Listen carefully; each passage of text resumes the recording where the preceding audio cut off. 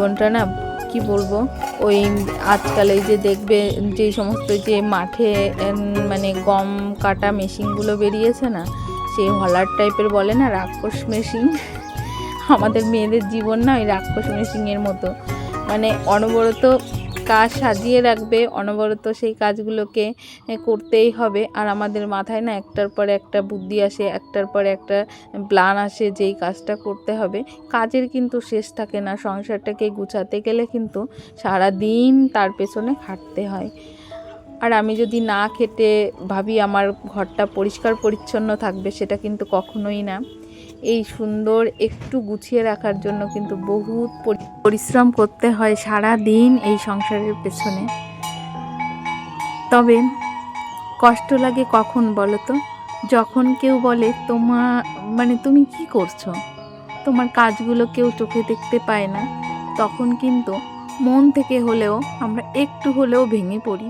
তখন ভীষণই খারাপ লাগে যে এই সংসারটার পেছনে সারা দিন সময় ব্যয় করছি। যত মন কষ্ট হোক, শরীর নটখট হোক, একটু ভালো না লাগুক, তবুও কিন্তু ভালোবাসার জন্য কিন্তু কাজগুলো অনবরত করেই যাচ্ছে। কিন্তু দিন শেষে যখন শুনি তুমি কিছু করো না, তখন কিন্তু ভীষণ ভীষণ কষ্ট লাগে গো। আর সব থেকে বড় কথা, তুমি যখন কিছু করতে চাইবে না, তোমাকে হাজার দিক থেকে হাজারো বাধা আসে বারবার তোমার সম্মুখে।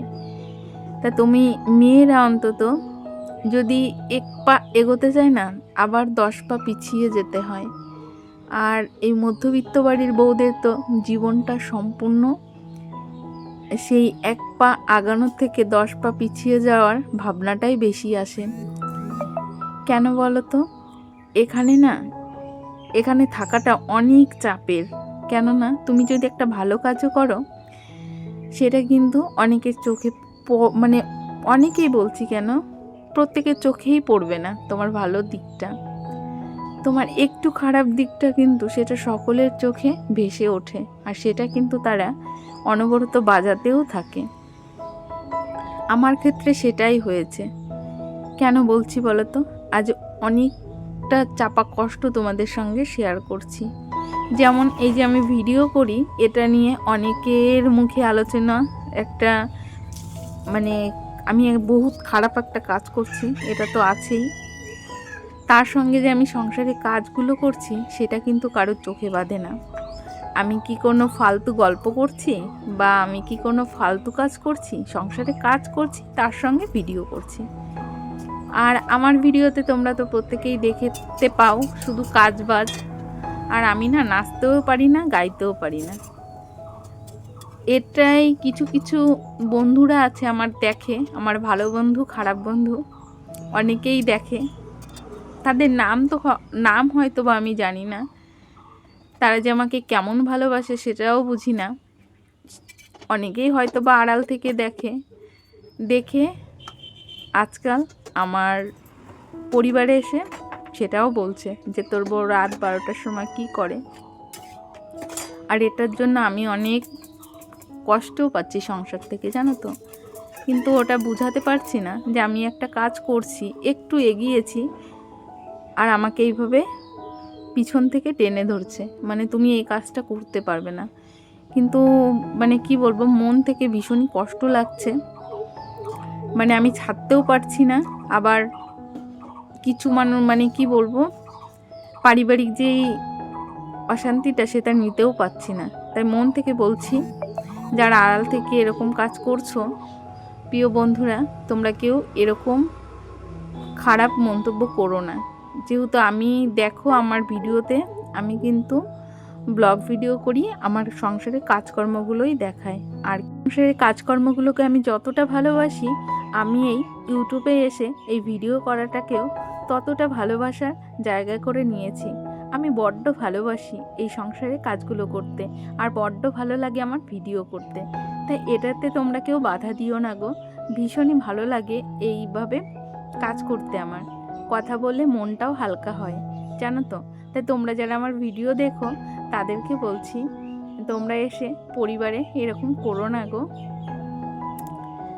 আর তোমাদের যদি ভালো না লাগে, তোমরা একটু মুখটা চুপ করে থাকো, বা এরকম এসে বলো না গো আমার পরিবারে এসে। তাতে আমি অনেক কষ্ট পাচ্ছি, অনেক দুঃখও পাচ্ছি। তাই বলছি, আর আমার ভিডিওগুলো দেখে যদি তোমাদের একটুও ভালো লাগে, যে সকল ভালো বন্ধুরা আছো তাদেরকে বলছি, তোমরা কিন্তু আমার সঙ্গে থেকো, সাথে থেকো। আর যে সকল নতুন বন্ধুরা এসেছো তাদেরকে বলছি, আমার ভিডিওটা যদি তোমাদের একটু ভালো লেগে থাকে, তাহলে কিন্তু আমার পাশে থাকতে পারো। আর আমিও তোমাদের প্রত্যেকের পাশে থাকবো, কথা দিচ্ছি। তারপরে এই দেখো, ঘরের দুপুরে মানে কি বলবো, অনেক কথা বললাম তোমাদের সঙ্গে। আর কথা বলতে বলতে কিন্তু সকালের জলখাবারটা হয়ে গেছে। তারপরে সুন্দর করে বিছানাটাকেও গুছিয়ে নিয়েছি। তারপরে আবারও চলে আসলাম রান্নাবান্নার দিকে। আর আজকে আমার কর্তামশাই রান্না করবে, আর এই দেখো মাছের ঝোল করবে। তাই মাছটা বাইরে বের করে ধুয়ে নিয়েছি। আর এদিকে মাছ ভাজা হচ্ছে, আর উনুনেই রান্না হচ্ছে।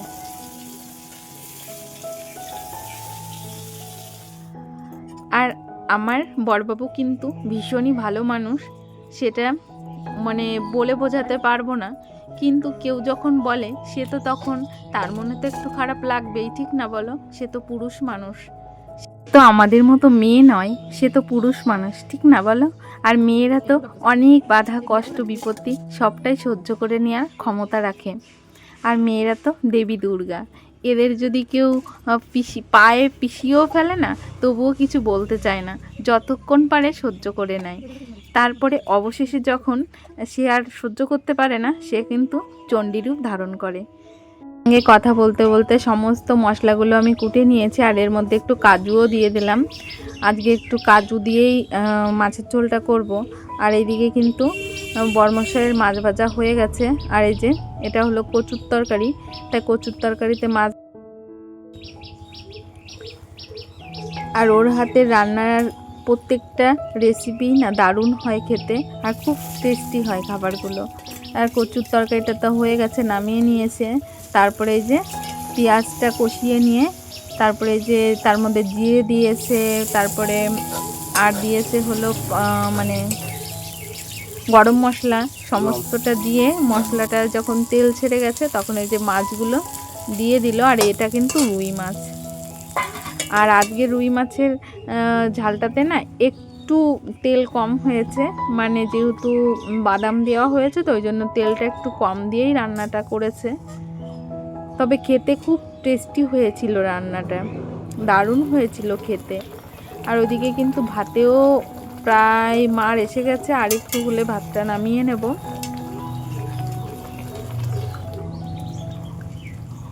তারপরে দেখো এই যে ভাতটা হয়ে গেছে, নামিয়ে নিয়েছি। তারপরে এই দেখো হেলেঞ্চো শাক দিয়ে, আর এর আগের দিন তো তোমরা দেখেছো কিছুটা শুটকি মাছ এনেছিল, সেই শুটকি মাছ ছিল, তাই দিয়ে হেলেঞ্চো শাক করেছে। আর এই যে মাছের ঝোল করেছে। আর মাছের ঝোলটা না একটু থমথমে হয়েছে, কিন্তু দারুণ খেতে হয়েছিল। আর কচুর তরকারিটাও হয়ে গেছে। আর এর মধ্যে কিন্তু আমি যেহেতু রান্নাটা ও করেছে, ঘরের প্রত্যেকটা কাজ কিন্তু আমি সুন্দরভাবে পরিপাটিভাবে গুছিয়ে নিয়েছি। তাই বন্ধুরা, এই পর্যন্ত যে সকল বন্ধুরা আমার ভিডিওর সাথে আছো তোমাদের সবাইকে অসংখ্য অসংখ্য ধন্যবাদ। আর যে সকল বন্ধুরা প্রতিনিয়ত আমার ভিডিও দেখছো, কমেন্ট করছো, তোমাদের সবাইকে কিন্তু অনেক অনেক ভালোবাসা আর অনেক অনেক ধন্যবাদ। তোমরা প্রত্যেকে এইভাবে আমার পাশে থেকো।